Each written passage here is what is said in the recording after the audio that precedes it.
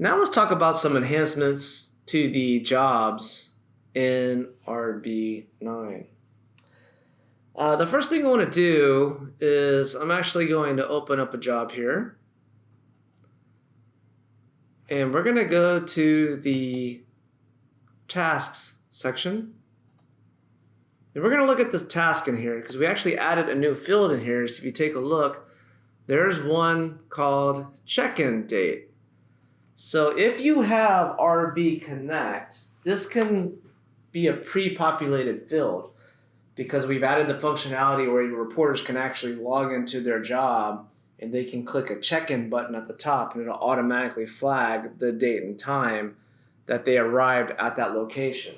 Otherwise, this is something that you can populate on your own, but it's mainly used for RB Connect, in which case your resources are there, they can check in, you guys can see that they did check in. That's what it's for. The second thing that we've done, let's go into a different job. And we're going to edit this one. And we're going to go down to the tasks section. And usually when you create a job, there's one task, in which case what I can do is I can always choose which task it is, change the due date, and I can save it. So sometimes after you do that, you may need to create additional tasks, and it may need to be like 2 or 3. The previous way you had to do it, you had to click New, and then you could choose one task, save, go to New again, and back and forth and back and forth. Basically, you had to do them all individually. So we added the ability for you guys to basically be able to choose which particular task you want, multiple, and click Save, and it will add all of those tasks at a single time. Another thing we've done is if we actually go to the location of the job, is see if we've added online meeting as a location type. When in today's world, everything is online meetings, you're using a lot of Zoom, you're using a lot of GoToMeeting, whatever you may use. Choose online meeting. We'll give you a URL field.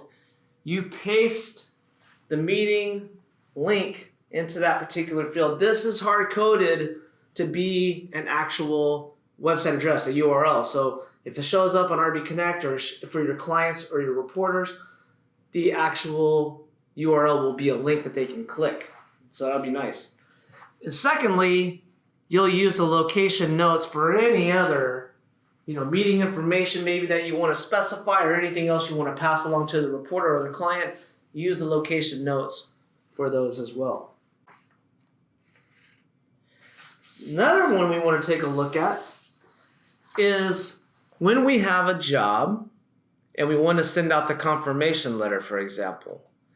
And what if the scheduled by or the ordering contact, what if they don't have a job communication notification type email address in either one of their setups? Could you ever send an email on the fly where there was no email address and you could just type something in? You couldn't do that in any previous version.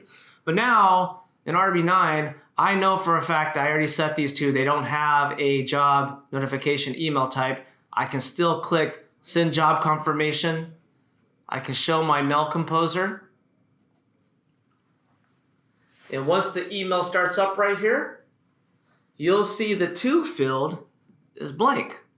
So that means you can type in whatever you want and you can automatically send it in. So the email address is not specifically required anymore.